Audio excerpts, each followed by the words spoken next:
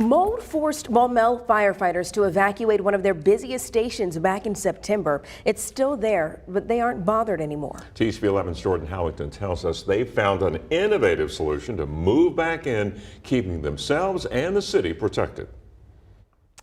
Yeah, that's right. According to the department, firefighters began getting sick back to back. And after taking a look in the living quarters, they found mold growing, forcing the department to make a decision to keep its members and the community protected.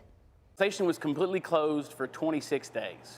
Maumelle Station 2, the busiest in the city, found with mold in the bathroom and attic of the living quarters, causing health problems for the firefighters living and working there. You have a number of illnesses that people may have complained about that now it makes sense. We knew that we had to get people back down here as quickly as we could. To put into perspective how important it is for this station to be manned, 60% of the department's calls comes right here from Station 2. Having this fire station closed doubles or more the response time to some parts of our city. So those 3 weeks and change were spent trying to make a plan to get people back down here. So the team set up a camper in the station's bay, replacing one fire engine, finding a way to make it work with a tight living space inside and an improvised social area outside. Having this camper, it's a little funny, it's a little weird. For the people that call us and need us every day, this is essential. The city-ran department is renting the camper temporarily until the mold is removed. But until then, the firefighters say crammed camping is better than a slower response time when seconds count. We're talking about 7 to 8 minute response times without this fire station. The department's working very closely with many companies to determine the cause of the mold and to get it removed as quickly as possible. We begin tonight with mold forcing a Southfield firehouse to close for cleaning and the impact it could have on the community. Thank you so much for joining us for 7 Action News at 6. I'm Carolyn Clifford. And I'm Mike Duffy. Now, if you live in the northeast area of Southfield or Lathrop Village, there may be a slight delay for fire or rescue services. Southfield has 5 firehouses in all, but the mold problem at Station 3 forced the station to shut down just last week. And that's where we find 7 Action News reporter Kimberly Craig, who has more on when the firehouse could be back to normal and the concerns from residents. The city of Southfield has 5 fire stations. We're outside station number 3. It was supposed to be closed for 48 hours to remediate some mold. It's now day 6. It's new to me. You just brought that up. Ivan Carter does a lot of work around his home, and he had no idea the fire station down the street was recently closed due to mold. And the safety reasons, obviously. You know, it'll be a tragedy if it's something the fire station was to move for farther on. Southfield has 5 fire stations located around the city, and it's Station 3 at 12 Mile and Evergreen, covering the northeast area and Lathrop Village, that was temporarily closed last week for mold remediation that was supposed to take just 2 days. But it's still closed. A firefighter who did not want to be identified tells me that they're concerned about it taking longer to respond to an emergency, as fire and rescue will now be coming from further away. I'm personally a little concerned because if we have a fire here, it's going to take longer for them to help us. Responding to someone's question about response times on Facebook, someone from the city of Southfield wrote that the fire department is not expecting or experiencing delays for the area.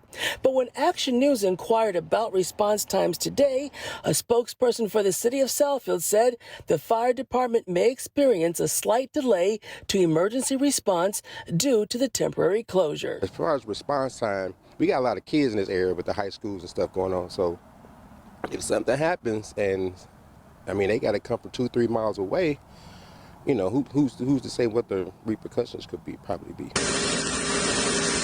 Firefighters say the issues are not just at Station 3. This video was taken at Fire Station 1.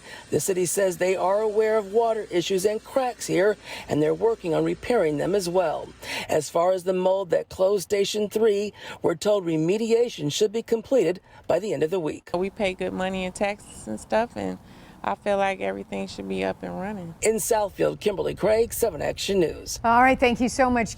There are safety concerns after Hernando County's busiest fire station had to be shut down. Now, this is just a temporary closure after mold was discovered at fire station number 4 in Spring Hill. But neighbors and nearby businesses are worried.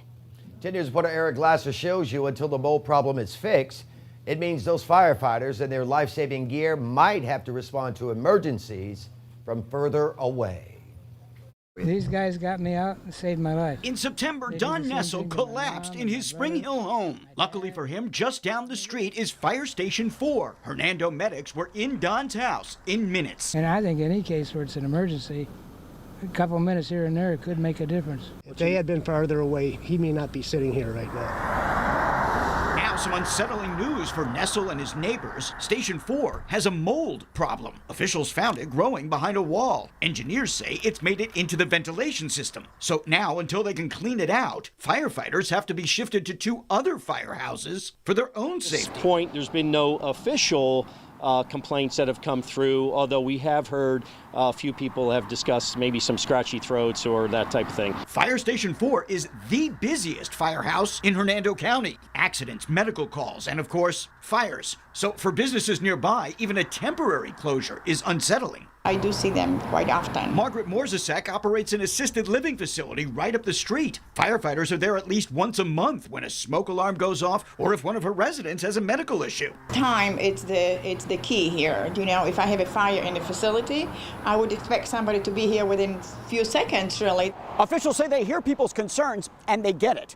So in addition to moving the fire personnel to local fire stations, they're going to keep at least one fire truck rolling around the area at all times. They'll be using GPS to determine which fire truck is closest at any given time. And they're working with Hillsborough County Fire Rescue to borrow a modular home so that they can keep personnel here on property along with the fire trucks within the next week or so. And we're trying to expedite getting that here as quickly as possible. In the meantime, people who've come to rely on a rapid response might have to wait a little bit longer. Not much time, say officials. But for those who live and work here, matter of life and death. Seriously. The folks in this area are absolutely still safe, and that's one of our most important priorities. Now, fire officials say that Hillsborough County will loan them a modular fire station free of charge. Hernando County just has to pay to move it up there and then move it back. Cleaning the mold out of the fire station and replacing the ventilation system is expected to take at least 2 months.